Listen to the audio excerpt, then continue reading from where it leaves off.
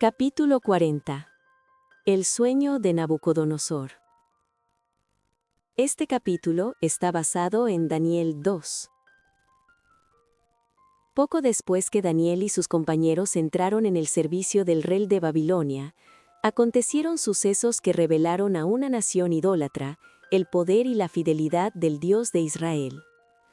Nabucodonosor tuvo un sueño notable, y perturbóse su espíritu, y su sueño se huyó de él.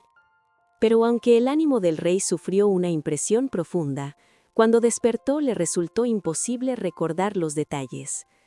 En su perplejidad, Nabucodonosor congregó a sus sabios, magos, astrólogos y encantadores, y solicitó su ayuda. Dijo: «He soñado un sueño, y mi espíritu se ha perturbado por saber el sueño». Y habiendo declarado su preocupación, les pidió que le revelasen lo que habría de aliviarla. A esto los sabios respondieron: «Rey, para siempre vive, di el sueño a tus siervos, y mostraemos la declaración». Desconforme con esta respuesta evasiva, y sospechando que, a pesar de sus aseveraciones jactanciosas de poder revelar los secretos de los hombres, no parecían dispuestos a ayudarle, el rey ordenó a sus sabios, con promesas de riquezas y honores por un lado y amenazas de muerte por el otro, que le diesen no solo la interpretación del sueño, sino el sueño mismo. Dijo: «El negocio se me fue. Si no me mostráis el sueño y su declaración, seréis hechos cuartos, y vuestras casas serán puestas por muladares. Y si mostrareis el sueño y su declaración, recibiréis de mí dones y mercedes y grande honra». Aún así, los sabios contestaron: «Diga el rey el sueño a sus siervos, y mostraremos su declaración». Airado ahora por la perfidia aparente de aquellos en quienes había confiado, Nabucodonosor declaró: «Yo conozco ciertamente que vosotros ponéis dilaciones, porque veis que el negocio se me ha ido.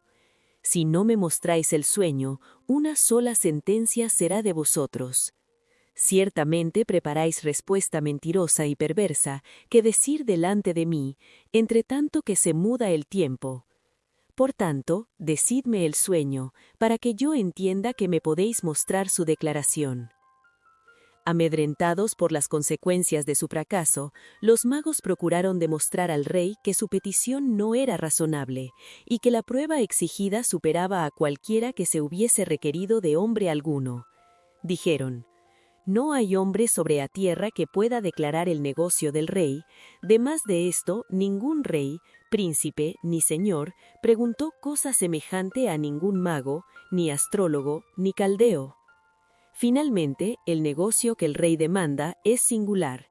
Ni hay quien lo pueda declarar delante del rey, salvo los dioses cuya morada no es con la carne». Entonces el rey, con ira y con grande enojo, mandó que matasen a todos los sabios de Babilonia. Entre aquellos a quienes buscaban los oficiales que se aprestaban a cumplir lo ordenado por el decreto real, se contaban Daniel y sus amigos. Cuando se les dijo que de acuerdo con el decreto debían morir, avisada y prudentemente, Daniel preguntó a Arioc, capitán de la guardia del rey, ¿qué es la causa que este mandamiento se publica de parte del rey tan apresuradamente? Arioc le explicó la perplejidad del rey acerca de su sueño notable y cómo le había sido imposible obtener ayuda de aquellos en quienes había puesto hasta entonces la más plena confianza. Al oír esto, Daniel, arriesgando la vida, se atrevió a presentarse ante el rey y solicitó que se le concediera tiempo para rogar a su Dios que le revelase el sueño y su interpretación. El rey accedió a esta petición. Fuese luego Daniel a su casa y declaró el negocio a Ananías, Misael y Azarías, sus compañeros. Juntos pidieron sabiduría a la fuente de luz y conocimiento. Conscientes de que Dios los había puesto donde estaban y de que estaban haciendo su obra y cumpliendo las exigencias de su deber, manifestaron una fe poderosa. En momentos de perplejidad y peligro, siempre se habían dirigido al Señor para obtener dirección y protección, y Él había sido su ayuda en toda ocasión. Ahora, con corazón contrito, se sometieron de nuevo al juez de la tierra, rogándole que los librase en este su tiempo de necesidad especial. Y no rogaron en vano. El Dios a quien habían honrado, los honraron a ellos. El Espíritu del Señor descansó sobre ellos, y a Daniel, en visión de noche, fueron revelados el sueño del rey y su significado. El primer acto de Daniel fue agradecer a Dios la revelación que le había dado. Exclamó: «Sea bendito el nombre de Dios de siglo hasta siglo, porque suya es la sabiduría y la fortaleza. Y Él es el que muda los tiempos y las oportunidades, quita reyes y pone reyes, da la sabiduría a los sabios y la ciencia a los entendidos. Él revela lo profundo y lo escondido, conoce lo que está en tinieblas, y la luz mora con Él. A ti, oh Dios de mis padres, confieso y te alabo que me diste sabiduría y fortaleza, y ahora me enseñaste lo que te pedimos, pues nos has enseñado el negocio del rey». Presentándose inmediatamente a Arioc, a quien el rey había ordenado que destruyese a los sabios, Daniel dijo: «No mates a los sabios de Babilonia, llévame delante del rey, que yo mostraré al rey la declaración». Prestamente el oficial llevó a Daniel a la presencia del rey, diciendo: «Un varón de los transportados de Judá he hallado, el cual declarará al rey la interpretación. He aquí al cautivo judío, sereno y dueño de sí mismo en presencia del monarca del más poderoso imperio del mundo. En sus primeras palabras, rehúsa aceptar los honores para sí y ensalza a Dios como la fuente de toda sabiduría». A la ansiosa pregunta del rey, que dijo: «¿Podrás tú hacerme entender el sueño que vi y su declaración?», contestó Daniel: «El misterio que el rey demanda, ni sabios ni astrólogos, ni magos ni adivinos lo pueden enseñar al rey. Mas hay un Dios en los cielos, el cual revela los misterios, y él ha hecho saber al rey Nabucodonosor lo que ha de acontecer a cabo de días. Tu sueño», declaró Daniel, «y las visiones de tu cabeza sobre tu cama, es esto. Tú, oh rey, en tu cama subieron tus pensamientos por saber lo que había de ser en lo porvenir, y el que revela los misterios te mostró lo que ha de ser. Y a mí ha sido revelado este misterio, no por sabiduría que en mí haya más que en todos los vivientes, sino para que notifique al rey la declaración y que entendieses los pensamientos de tu corazón. Tú, oh rey, veías y he aquí una grande imagen.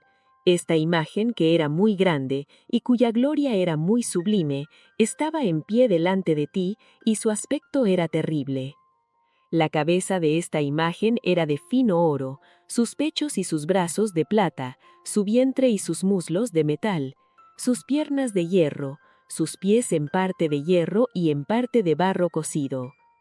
Estabas mirando hasta que una piedra fue cortada no con mano, la cual hirió a la imagen en sus pies de hierro y de barro cocido y los desmenuzó. Entonces fue también desmenuzado el hierro, el barro cocido, el metal, la plata y el oro, y se tornaron como tamo de las eras del verano, y los levantó el viento, y nunca más se les halló lugar. Mas la piedra que hirió a la imagen fue hecha un gran monte que hinchó toda la tierra. Este es el sueño, declaró confiadamente Daniel, y el rey, escuchando cada detalle con la más concentrada atención, reconoció que se trataba del mismo sueño que tanto le había perturbado. Su mente quedó así preparada para recibir favorablemente la interpretación. El rey de reyes estaba por comunicar una gran verdad al monarca babilónico. Dios iba a revelarle que Él ejerce el poder sobre los reinos del mundo, el poder de entronizar y de destronar a los reyes. La atención de Nabucodonosor fue despertada para que sintiera, si era posible, su responsabilidad para con el cielo. Iban a ser presentados a él hechos futuros que llegaban hasta el mismo fin del tiempo. Daniel continuó diciendo: «Tú, oh rey, eres rey de reyes, porque el Dios del cielo te ha dado reino, potencia, fortaleza y majestad. Y todo lo que habitan hijos de hombres, bestias del campo y aves del cielo, Él te ha entregado en tu mano y te ha hecho enseñorear sobre todo ello. tú eres aquella cabeza de oro. Y después de ti se levantará otro reino menor que tú, y otro tercer reino de metal, el cual se señoreará de toda la tierra. Y el cuarto reino será fuerte como hierro, y como el hierro desmenuza y doma todas las cosas, y como el hierro que quebranta todas estas cosas, desmenuzará y quebrantará. Y lo que viste de los pies y los dedos, en parte de barro cocido de alfarero, y en parte de hierro, el reino será dividido, mas habrá en él algo de fortaleza de hierro, según que viste el hierro mezclado con el tiesto de barro. Y por ser los dedos de los pies en parte de hierro y en parte de barro cocido, en parte será el reino fuerte y en parte será frágil. Cuanto a aquello que viste, el hierro mezclado con tiesto de barro, mezclaránse con simiente humana, mas no se pegarán el uno con el otro, como el hierro no se mistura con el tiesto. Y en los días de estos reyes, levantará el Dios del cielo un reino que nunca jamás se corromperá, y no será dejado a otro pueblo este reino, el cual desmenuzará y consumirá todos estos reinos, y él permanecerá para siempre. De la manera que viste que del monte fue cortada una piedra, no con manos, la cual desmenuzó al hierro, al metal, al tiesto, a la plata y al oro, el gran Dios ha mostrado al rey lo que ha de acontecer en lo porvenir, y el sueño es verdadero y fiel su declaración. El rey se quedó convencido de que la interpretación era verdad, y con humildad y reverencia cayó sobre su rostro y humillóse, diciendo: «Ciertamente que el Dios vuestro es Dios de dioses, y el Señor de los reyes, y el descubridor de los misterios, pues pudiste revelar este arcano». Nabucodonosor revocó el decreto que había dado para que destruyeran a los magos. Salvaron la vida gracias a la relación de Daniel con el revelador de los secretos. Y el rey engrandeció a Daniel y le dio muchos y grandes dones, y púsolo por gobernador de toda la provincia de Babilonia y por príncipe de los gobernadores sobre todos los sabios de Babilonia. Y Daniel solicitó del rey, y él puso sobre los negocios de la provincia de Babilonia a Sadrac, Mesac y Abednego, y Daniel estaba a la puerta del rey. En los anales de la historia humana, el desarrollo de las naciones, el nacimiento y la caída de los imperios parecen depender de la voluntad y las proezas de los hombres, y en cierta medida, los acontecimientos se dirían determinados por el poder, la ambición y los caprichos de ellos. Pero en la palabra de Dios se descorre el velo, y encima, detrás y a través de todo el juego y contrajuego de los intereses humanos, poder y pasiones, contemplamos a los agentes del que es todo misericordioso, que cumplen silenciosa y pacientemente los designios y la voluntad de Él. En palabras de incomparable belleza y ternura, el apóstol Pablo presentó a los sabios de Atenas el propósito que Dios había tenido en la creación y distribución de las razas y naciones. Declaró el apóstol: «El Dios que hizo el mundo y todas las cosas que en él hay, de una sangre ha hecho todo el linaje de los hombres, para que habitasen sobre toda la faz de la tierra, y les ha prefijado el orden de los tiempos y los términos de la habitación de ellos, para que buscasen a Dios, si en alguna manera palpando le hallen». Hechos 17, 24 al 27. Dios indicó claramente que todo aquel que quiere puede entrar en vínculo de concierto. Ezequiel 20:37. Al crear la tierra, quería que fuese habitada por seres cuya existencia resultara de beneficio propio y mutuo al mismo tiempo que honrara a su Creador. Todos los que quieran pueden identificarse con este propósito.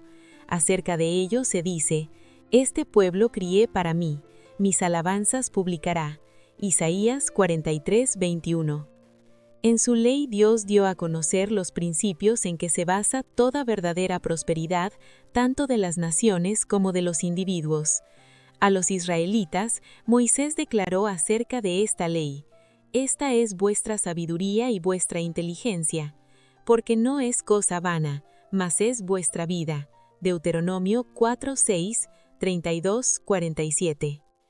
Las bendiciones así aseguradas a Israel se prometen bajo las mismas condiciones y en el mismo grado a toda nación y a todo individuo debajo de los anchos cielos. Centenares de años antes de que ciertas naciones subiesen al escenario, el Omnisciente miró a través de los siglos y predijo el nacimiento y la caída de los reinos universales. Dios declaró a Nabucodonosor que el reino de Babilonia caería, y se levantaría un segundo reino, que tendría también su periodo de prueba. Al no ensalzar al Dios verdadero, su gloria iba a marchitarse, y un tercer reino ocuparía su lugar. Este haría también lo mismo, y un cuarto reino, fuerte como hierro, sometería a las naciones del mundo. Si los gobernantes de Babilonia, el reino más rico de todos los terrenos, hubiesen cultivado siempre el temor de Jehová, se les habría dado una sabiduría y un poder que los habría unido a él y mantenido fuertes. Pero solo hicieron de Dios su refugio cuando estaban perplejos y acosados. En tales ocasiones, al no hallar ayuda en sus grandes hombres, la buscaban en hombres como Daniel, hombres acerca de los cuales sabían que honraban al Dios viviente y eran honrados por él. A tales pedían que les revelasen los misterios de la providencia, porque aunque los gobernantes de Babilonia eran hombres del más alto intelecto, se habían apartado tanto de Dios por la transgresión que no podían comprender las revelaciones ni las advertencias que les eran dadas acerca del futuro. En la historia de las naciones, el que estudia la palabra de Dios puede contemplar el cumplimiento literal de la profecía divina. Babilonia, al fin quebrantada, desapareció, porque en tiempos de prosperidad sus gobernantes se habían considerado independientes de Dios y habían atribuido la gloria de su reino a las hazañas humanas. El reino medo-persa fue objeto de la ira del cielo porque en él se pisoteaba la ley de Dios. El temor de Jehová no tenía cabida en los corazones de la vasta mayoría del pueblo. Prevalecía la impiedad, la blasfemia y la corrupción. Los reinos que siguieron fueron aún más viles y corruptos, y se fueron hundiendo cada vez más en su falta de valor moral. El poder ejercido por cada gobernante en la tierra es impartido del cielo, y del uso que hace de este poder este gobernante depende su éxito. A cada uno de ellos se dirigen estas palabras del vigilante divino: yo te ceñiré, aunque tú no me conociste. Isaías 45:5. Y para cada uno constituyen la lección de la vida las palabras dirigidas a Nabucodonosor: redime tus pecados con justicia, y tus iniquidades con misericordias para con los pobres, que tal vez eso será una prolongación de tu tranquilidad. Daniel 4:27.